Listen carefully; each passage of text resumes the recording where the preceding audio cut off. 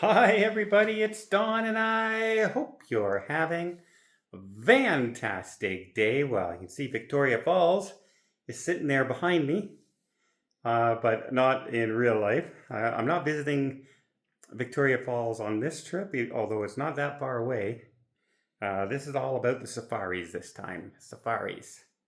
And so it was an interesting trip, and my first part of my trip started off on the train.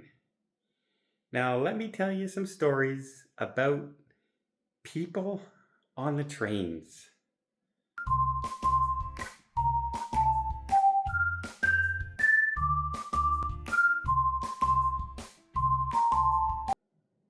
So, I took the train from Ottawa to Toronto, and a couple things happened.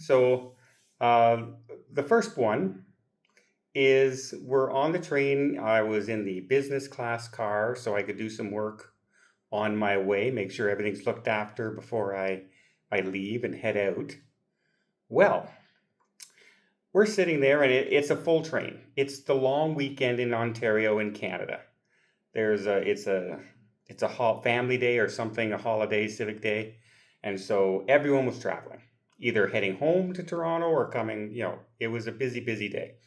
The train was sold out. No seats remaining. And this couple I see coming down the train, and they're kind of looking to side to side. They're looking at their tickets, and they look up and they see this ticket on one side, and then the woman looks at her ticket and it's kind of in a different area, and then they just go sit down on two seats together. Just randomly chose two seats together.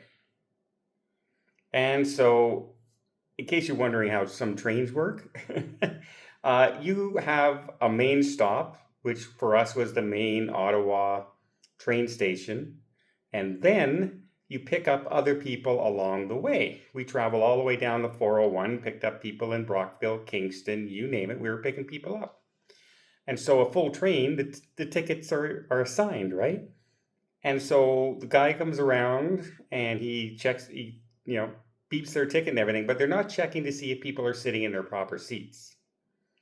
And so lo and behold, couple gets on at the next stop about 30 minutes later, and this couple is in their seats.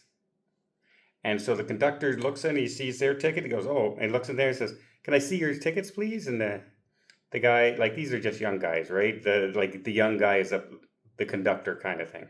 They're very young on the trains here in Canada. And he goes, I'm gonna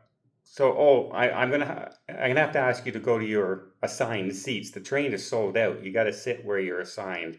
And they go, oh, well, can't they just go sit there instead so we can sit together? The couple, the married couple that's waiting for their seats, they want them to go sit in separate seats away from each other so they can sit together. Really? That's not how this worked. But they argued with the guy for like 5 minutes before they finally gave in and went and sat. And by the way, the same guy during this thing, during the train ride, as we're pulling into stations, they ask people not to stand up while we're pulling into a station because the train makes sudden stops and goes, and people get knocked off their feet, right? This was the only guy in the train that every single time they said that, he would stand up and do something, look for his bag. Not only that, when it came time to get off in Toronto, he checked like 7 baggage compartments for his bags. Where were they? In the seat he tried to sit in that wasn't his, of course. They were above that. Now, if you had a brain in your head, would you not think, hey, I probably put my bags where I was sitting first? But no, not this guy. He checked every bag from where he was sitting all the way back until he came to those seats. I shook my head. I just shook my head. It was the fact that he argued with them that he wanted to sit together even though he didn't pay for 2 tickets sitting together, and he wanted the other couple to split up. No, Wasn't going to happen. And then the next connection is I have to take a train from the Union Station in Toronto to the airport, Pearson Airport. I'm staying at the hotel there. Well, as you're approaching the train, you pick up your ticket, you buy your ticket there. It's very easy. It's like $10 or something. It's not a big deal. But there's 2 lanes. One lane to go up into the train. It's all roped off. And one lane coming off the train when you're coming down to go back into Union Station. And there's a complete lineup coming off the train, but it's moving, right? It's moving. People are like, it's not like no one's walking at all. It's moving at a good pace. Everyone's in line. Everything's fine. No problem. This one woman doesn't want to wait in that line, so she comes down the line to go up in. And she's carrying one of those duffel bags on her back that stick out on both sides. And now there's like 10 of us trying to go up into the train, and we can't get by her because she decided she didn't want to go in the proper line to come down. What is it with people? Like, it's really well marked. It's not like it's not marked. It's not like it's, I don't get people. I just don't just follow some rules once in a while and things go much, much smoother.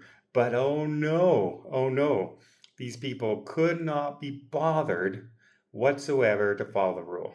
Could not be bothered to sit where they were assigned seats.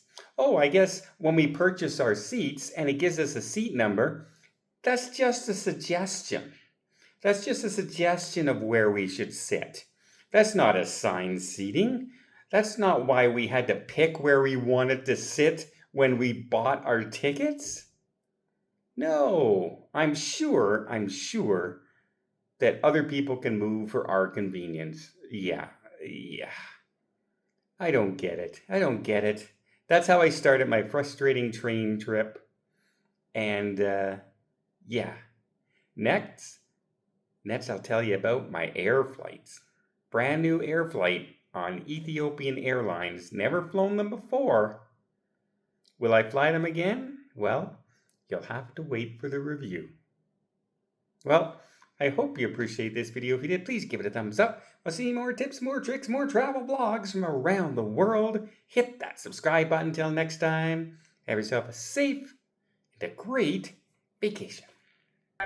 Please have your boarding passes ready for validation. Thank you.